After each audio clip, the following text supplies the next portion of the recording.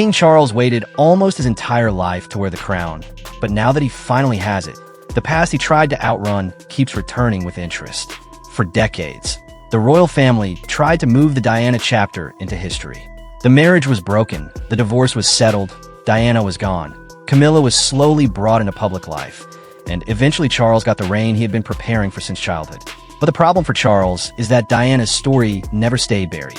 It kept living in the public memory, in documentaries, in interviews, in her son's and Catherine's ring, and in every comparison the country still makes. That is why many royal watchers now believe Charles is facing the consequences of choices made long before he became king. The affair, the pain Diana described, the awkward engagement interview, the public humiliation, the long campaign to make Camilla acceptable, and the family divisions that followed have all become part of the pressure surrounding his reign. Charles has the title, but Diana still has the emotional power. And the more his reign unfolds, the more it looks like every old debt is coming back at once. The first debt is the crisis surrounding Prince Andrew. Charles inherited not only the crown from Queen Elizabeth II, but also the unresolved problems inside the family. Andrew's fall from public life became one of the most difficult tests of Charles's leadership. Reports and royal commentary have repeatedly framed the issue as a painful family decision, because Andrew was not just another royal.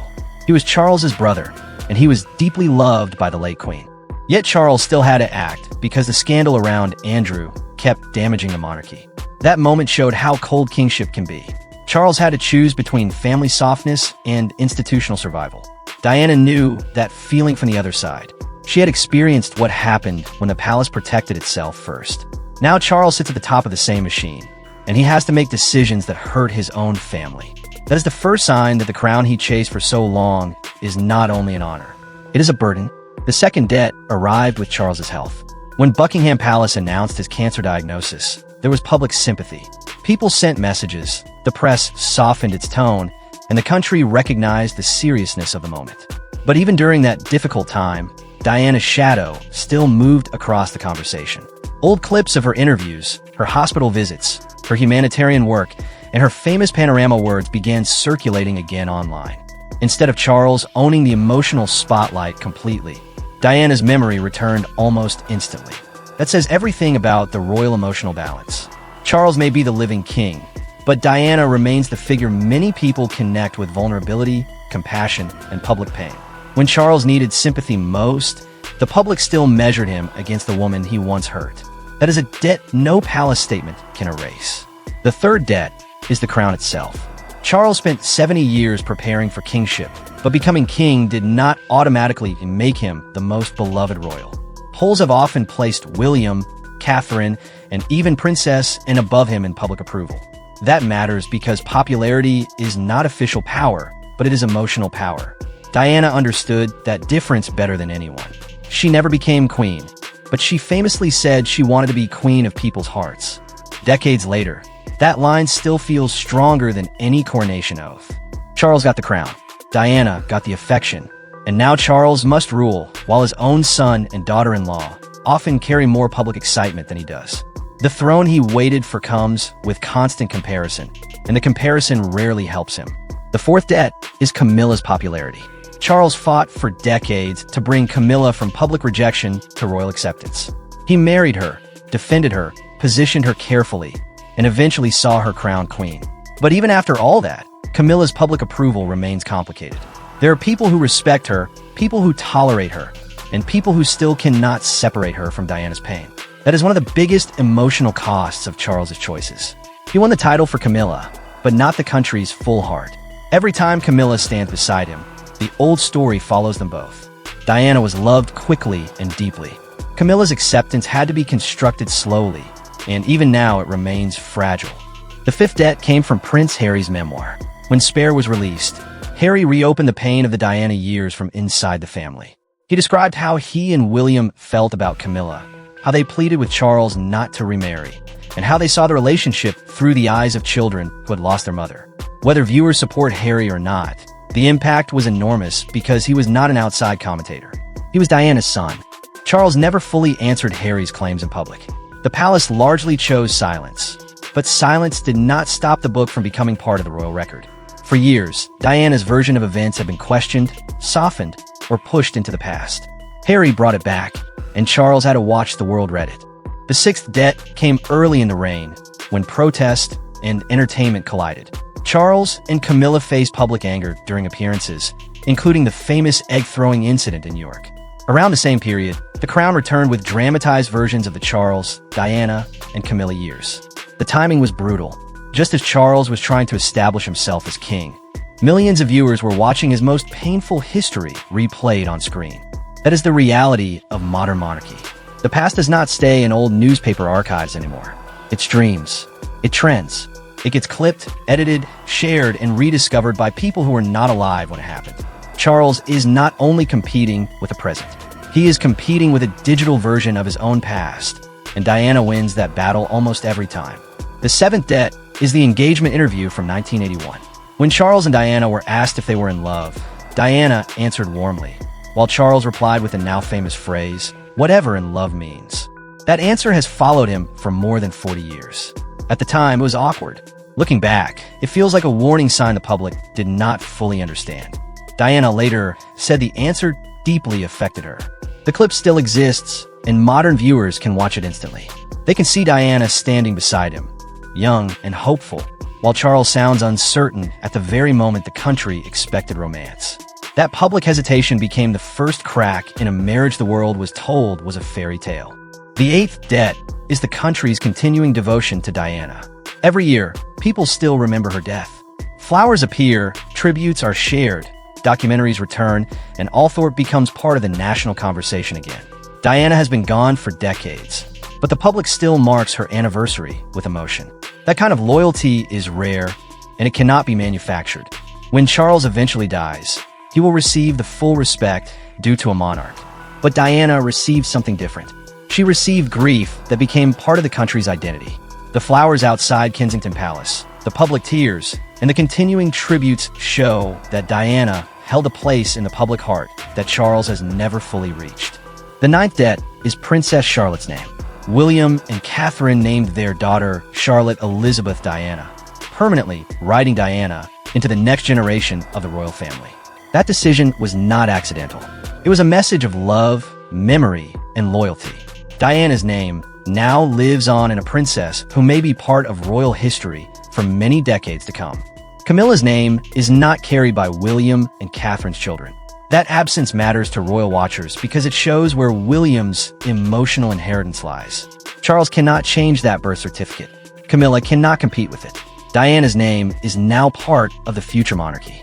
The 10th debt is the polling that never fully lifts Charles above the future generation. Even when sympathy for his health challenges helped his numbers, William and Catherine remained stronger with the public. Charles may be respected as king, but William and Catherine represent the monarchy people are waiting for. That is a painful position for a man who spent his entire life waiting to lead. The reason the numbers matter is that they show Diana's legacy working through William. He's not just the heir. He is Diana's son, Catherine's husband, and the father of Diana's grandchildren. The public looks at him and sees the future, but also sees Diana's memory. Charles looks like the past and present. William looks like the next chapter. The 11th debt is the family split across the Atlantic. Diana once imagined a freer life and was linked in reports to the idea of spending time in America. Today, Harry lives in California with Meghan and their children, Archie and Lilibet, whose name includes a tribute to Diana. Charles is king, but part of his family is far away, emotionally and physically. That fracture is one of the saddest parts of his reign. The monarchy looks smaller not only because it was planned that way, but because relationships broke. Harry's distance from the royal family means Charles does not have the united family image Queen Elizabeth had. Once again, Diana's sons are at the center of the emotional cost. The 12th debt is the slimmed-down monarchy Charles did not receive in a way he imagined. He long supported the idea of a smaller working royal family, but the version he now has feels less like strategy and more like survival. Andrew is gone from public duty. Harry and Meghan are gone. The working royal core is narrow, and the pressure on William and Catherine is enormous. Diana once wanted a monarchy with more contact, more humanity, and more connection to ordinary people. In some ways, that is now the direction the institution must take. But it is happening through crisis rather than confidence. Charles wanted reform. Diana's instincts are shaping the emotional form of that reform. The 13th debt is the renewed debate over whether the monarchy should exist at all. Scandals, questions over money, anger about privilege, and the unresolved Andrew issue have given critics more ammunition. Under Queen Elizabeth II, personal respect for the monarch protected the institution. Under Charles, that shield is thinner. People are more willing to question the system openly. Diana warned, in her own way, that the monarchy had to change if it wanted to survive. She believed it needed to connect with people more directly. Now Charles rules at a time when the public is less patient, less deferential, and more ready to challenge royal power. That is another bill from the old royal way of doing things. The 14th debt is the Camilla Gate tape. The private phone conversation between Charles and Camilla remains one of the most humiliating royal scandals of the modern era. It confirmed the intimacy of their relationship while Charles was still married to Diana, and it became impossible to separate from the public understanding of the affair. Decades later, the tape is still searchable and still discussed. For Charles, this is a permanent problem. It is not just a bad headline from the 1990s. It is an archived scandal that new generations can find whenever they want. It will outlive the reign because digital history does not forget. The 15th debt is Diana's Panorama interview. The interview itself later became controversial because of how it was obtained, but Diana's words remain central to the public memory of the marriage. Her line about 3 people in the marriage defined the entire Charles, Diana, and Camilla triangle. It is repeated in documentaries, articles, social media edits, and royal retrospectives. Charles wears the crown today, but Diana owns the most famous sentence about his marriage. That is a powerful kind of legacy. Every time the interview resurfaces, Charles is pulled back into the moment Diana told the country what she had lived through. The 16th debt is the comparison with Queen Elizabeth II. Charles followed a monarch who reigned for 70 years and became a symbol of stability, duty, and national continuity. Elizabeth made the monarchy look steady even during difficult moments. Charles inherited a more fragile landscape. Family division, health concerns, public skepticism, scandal, and constant comparison to his son. That is not an easy throne to sit on. His mother was respected. Diana was loved. William is anticipated. Charles is caught between all of them, trying to hold together an institution that looks more vulnerable than it did under Elizabeth. The 17th debt is Diana's funeral.